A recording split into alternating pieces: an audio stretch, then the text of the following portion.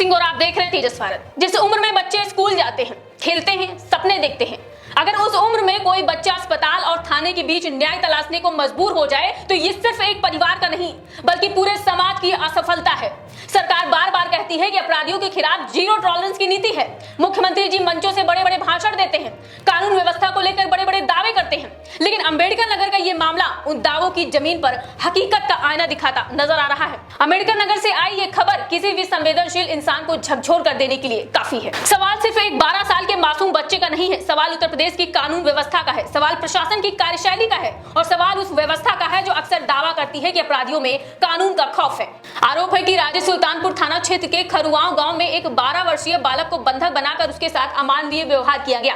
पिता का आरोप है कि उसके बेटे को कमरे में कैद कर प्रताड़ित किया गया, उसके शरीर पर गंभीर चोटें पहुंचाई गई और जब उन्होंने विरोध किया तो उसे धमकियां दी गई।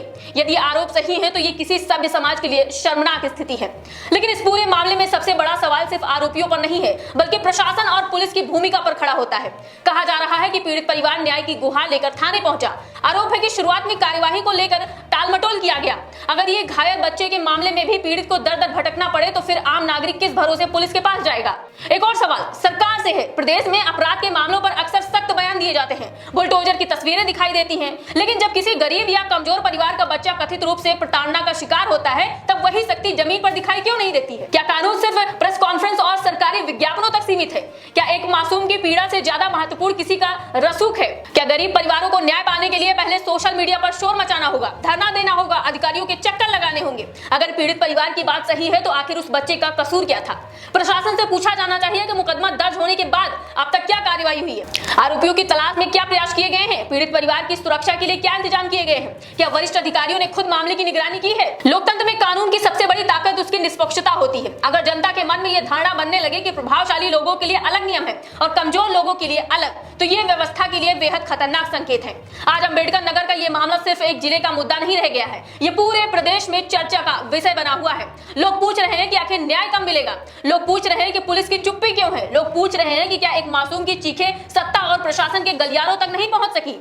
सरकार को समझना होगा कि कानून व्यवस्था का मूल्यांकन सिर्फ आंकड़ों से नहीं होता है, उसका मूल्यांकन उन मामलों से होता है जहां सबसे कमजोर व्यक्ति न्याय की उम्मीद लेकर व्यवस्था के दरवाजे पर पहुंचता है। अगर पीड़ित परिवार के आरोप सही साबित होते हैं तो दोषियों पर ऐसी कड़ी कार्यवाही होनी चाहिए जो समाज में एक स्पष्ट संदेश दे कि किसी भी बच्चे के साथ क्रूरता करने वाले को कानून बख्शेगा नहीं। वहीं यदि जांच में कोई अलग तथ्य सामने आते हैं तो उसे भी निष्पक्ष रूप से जनता के सामने रखना चाहिए।